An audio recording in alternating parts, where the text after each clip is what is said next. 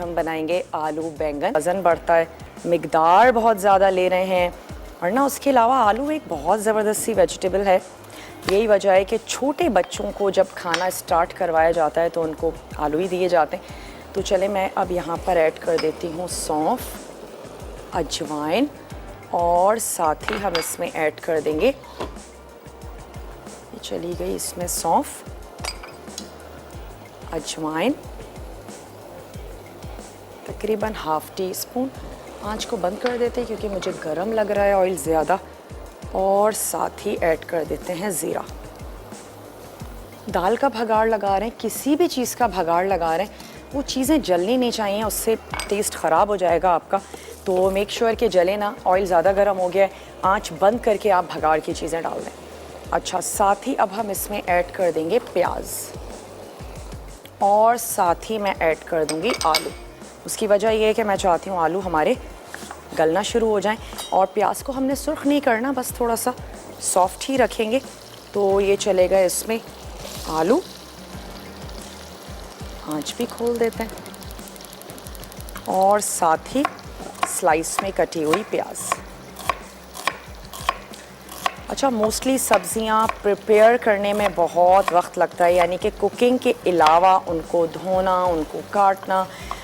लेकिन बैंगन इस लिहाज से भी बहुत अच्छी सब्ज़ी है।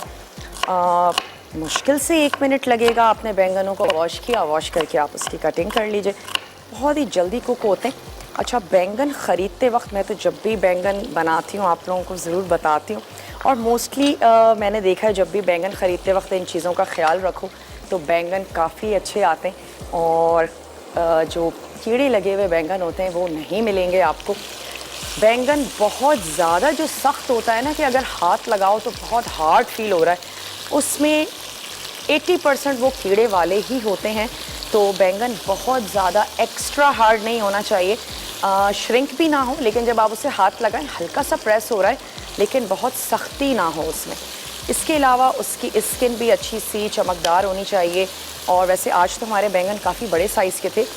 वैसे नॉर्मली सब्ज़ी ना तो बहुत ज़्यादा बड़ी अच्छी रहती है और ना बहुत ज़्यादा छोटी, दरमियाने साइज़ की लें, बहुत ज़्यादा हार्ड ना हो बैंगन, तो आपके बैंगन जो हैं वो बहुत अच्छे निकलेंगे। और अगर बैंगन अच्छे नहीं हैं, यानी कि बहुत पके हुए हैं, उनके बीज काले हैं, तो फिर आप कोई भी रेसिपी ट्राई कर लें लेकिन बैंगनों की सब्ज़ी अच्छी नहीं बनेगी। इनफैक्ट हल्की सी कड़वाहट भी आ जाती है ज़्यादा पके हुए बैंगनों में। तो अगर आ गए हैं तो फिर ख़ास तौर पे जो बहुत ज़्यादा काला हिस्सा है बीजों का, उसको ज़रूर डिस्कार्ड कर दें। बाकी आप बैंगनों को कुक कर लें। तो चलें अब मैं इसमें जो बैंगन है वो ऐड कर देती हूँ, और क्योंकि जल्दी कट जाते हैं तो मैं कहूँगी काट के ना रखें। हम तो खैर ऑन एयर शो है तो कोशिश होती है थोड़ा सा टाइम ब्रेक में कर लिया जाए काम, उसी वक्त काटें और उसी वक्त ऐड कर दें। श्रिंक हो जाते हैं बैंगन। वैसे मैंने तो एक बैंगन के 4 से 6 पीसेस कर लिए हैं। छोटे बैंगन हैं तो छोटा आप कर सकते हैं, जैसे आपको अच्छा लगता है। क्यूब्स में काट लें क्योंकि बैंगन वैसे भी शेपलेस हो जाएंगे, काफ़ी सॉफ्ट हो जाते हैं। चलिए इनको मैं अब थोड़ा सा कवर कर देती हूँ ताकि ये गलना शुरू में जाएंगे मसाले। तो ये रहे हमारे टमाटर, साथ ही इसमें मसाले ऐड कर देते हैं जो कि कुछ यूँ हैं कि लहसुन और अदरक का पेस्ट। होपफुली हमारे शो के एंड तक ये कुक हो जाए, और लाइव शो में ऐसा ही होता है जनाब।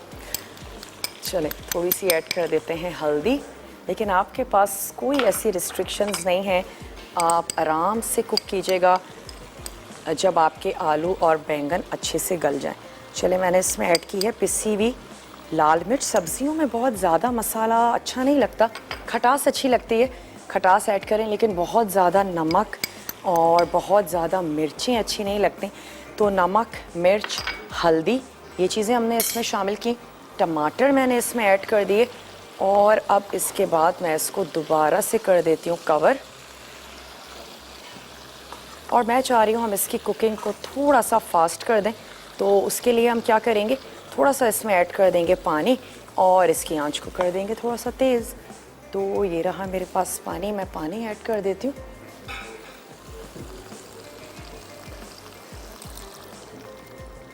और इसकी आंच को भी थोड़ा सा तेज़ कर देते हैं।